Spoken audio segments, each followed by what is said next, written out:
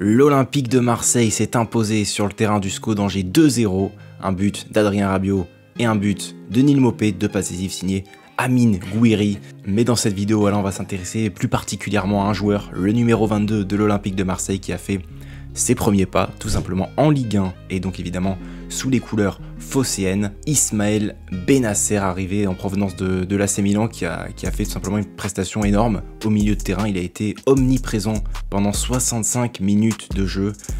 Franchement excellent, j'ai adoré son match. Au-delà d'un rôle de milieu de terrain, bien sûr, à la récupération, voilà, il a fait beaucoup de tacles, 75% de tacles réussis, compilés à 9 ballons récupérés. Ça commence à faire pour Ismaël Bennacer, mais au-delà de ça, comme je l'ai dit, il a également réalisé des passes clés, 3 passes clés dans cette rencontre pour le milieu algérien. Franchement, dites-moi ce que vous en avez pensé, mais je l'ai trouvé partout au milieu de terrain.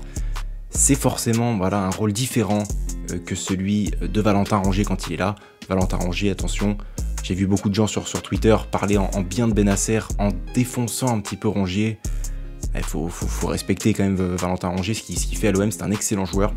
Bien sûr, on n'est pas du tout dans le même registre. Voilà, Bennacer a plus de qualité offensive, plus de qualité de pied, voilà, pour pouvoir trouver la bonne passe. Peut-être une meilleure vision de jeu aussi, bien évidemment. Je pense que Bennacer est un meilleur joueur que Rongier. Maintenant, n'oublions pas quand même ce qu'a fait Valentin Rongier cette saison, tout simplement, très bon, Valentin Rongier. Maintenant, voilà, pour parler de Bennacer, on est quand même sur du 99% de passes réussies. Voilà, sur 104 passes, 103 ont été réussies par l'ancien milieu de l'AC Milan. J'ai l'impression que tous les ballons passaient par lui. Voilà, dès qu'un joueur avait le ballon, hop, il retrouvait Ismaël Bennacer en retrait. Ismaël Bennacer allait prendre ensuite la décision. Je pense à une passe magnifique qu'il fait en direction de Quentin Merlin, qui avait fait un bel appel au deuxième poteau. Malheureusement, la frappe n'est pas assez appuyée. Mais alors, l'ouverture de Bennacer, elle est quand même vraiment magnifique. Je pense qu'on peut le dire, sublime, cette ouverture d'Ismaël Bennacer. Donc, en 65 minutes, c'est 117 ballons touchés par le milieu marseillais. En 65 minutes, je rappelle, voilà, il n'a même pas fait un match entier. Il a vraiment touché tous les ballons. Et il a été également très intéressant à la récupération. Voilà, il est venu aller récupérer ses ballons, gratter des ballons. Il est venu s'arracher tout simplement Ismaël Bennacer dans cette rencontre contre Angers qui n'a pas été facile, parce que les Angevins étaient quand même bien regroupés derrière. Donc voilà, fallait aller s'arracher pour aller se créer des occasions. Et finalement, les Marseillais sont parvenus à s'imposer en deuxième période grâce à des buts donc de Rabiot et de Neil Maupay.